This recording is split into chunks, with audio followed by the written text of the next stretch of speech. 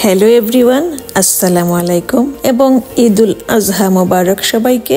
আশা করি যে যেখানে আছেন ভালো আছেন, সুস্থ আছেন আর সবাই সবার পরিবার পরিজন নিয়ে খুব আনন্দে ঈদ উদযাপন করেছেন।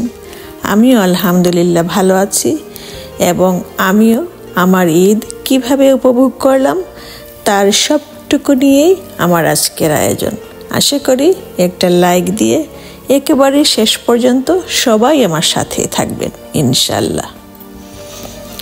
আর বাংলাদেশ থেকে কি কি গিফট আসলো এবং এদেশে কি পার্সেল আসলো, কি বানালাম, কি খেলাম, কি করলাম, সব নিয়ে আমার আজকের ভিডিও। তাহলে চলুন বন্ধুরা সবটুকু দেখে নেই।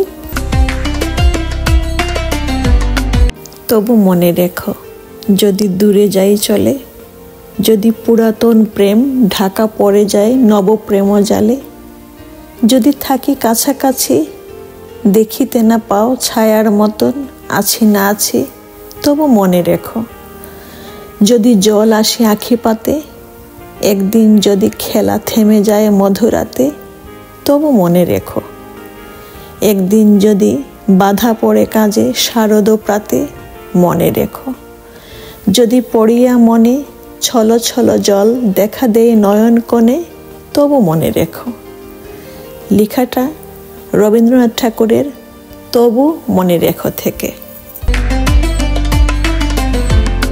বন্ধুরা চলো এখন আমরা একটা শিক্ষণীয় গল্প শুনে নেই, হাতুড়ি আর সূচের গল্প। একদিন এক কারখানার কোণে দেখা হলো হাতুড়ি আর সূচের। হাতুড়ি ছিল শক্তপোক্ত, ভারী ও গর্জনধারী। গর্ব করে সে বলল, আমি পেরেক ঠুকি, কাঠ ভাঙ্গি, ধাতু গুঁড়িয়ে ফেলি, আমার মতো শক্তিশালী আর কেউ আছে নাকি? সূচ হালকা হেসে বলল, তোমার শক্তির কথা অস্বীকার করছি না, কিন্তু এমন কিছু কাজ আছে যেখানে তোমার আঘাত নয়, আমার কোমল স্পর্শ দরকার হয়। হাতুড়ি অবাক হয়ে জিজ্ঞেস করলো, তুমি আবার এমন কি করো যেটা আমি পারি না? সূচ তখন তাকে নিয়ে গেল এক দর্জির দোকানে। সেখানে একজন দর্জি সূচ ও সুতার সাহায্যে কাপড়ের ছেঁড়া জায়গাগুলো খুব সুন্দরভাবে জোড়া লাগাচ্ছেন। একটুও ক্ষতি বা কষ্ট হচ্ছে না, বরং কাপড় নতুনের মতো দেখাচ্ছে। এই দৃশ্য দেখে হাতুড়ি চুপ করে গেল। সে বুঝতে পারল, শুধু জোরে আঘাত করলেই সব সমস্যার সমাধান হয় না, অনেক সময় ধৈর্য, সূক্ষ্মতা আর যত্ন বেশি দরকার হয়। তখন সূচ বলল, দেখো বন্ধু, আমরা কেউ কারো চেয়ে বড় নই। তুমি কাঠে পেরেক ঠুকে ঘর তৈরি করো আর আমি জামা জুড়ে মানুষকে পড়ার উপযোগী করি। আমরা আলাদা কাজে দক্ষ, তাই উভয়েরই গুরুত্ব আছে। বন্ধুরা, গল্পটি থেকে আমরা কি শিক্ষা পেলাম? জীবনে কেউ বড় কেউ ছোট মনে হলেও প্রত্যেকেই নিজ নিজ কাজে গুরুত্বপূর্ণ। শক্তি দিয়ে যেমন বিশাল কাজ হয়, তেমনি সূক্ষ্মতায়ও আসে নিখুঁত সমাধান। তাই সবাইকে সম্মান করা উচিত, কারণ সবারই নিজস্ব একটা মূল্য আছে।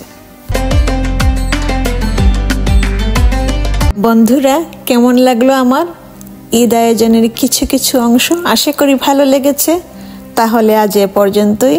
আমার আগামী ভিডিও দেখার আমন্ত্রণ জানিয়ে এখানেই বিদায় নিলাম। সবাই ভালো থাকবেন, আমার জন্য দোয়া রাখবেন ইনশাল্লাহ। আল্লাহ হাফেজ এবং ঈদ মুবারক। আসসালামু আলাইকুম, ঈদ মুবারক সবার তরে। আসসালামু আলাইকুম, ঈদ মুবারক সবার তরে।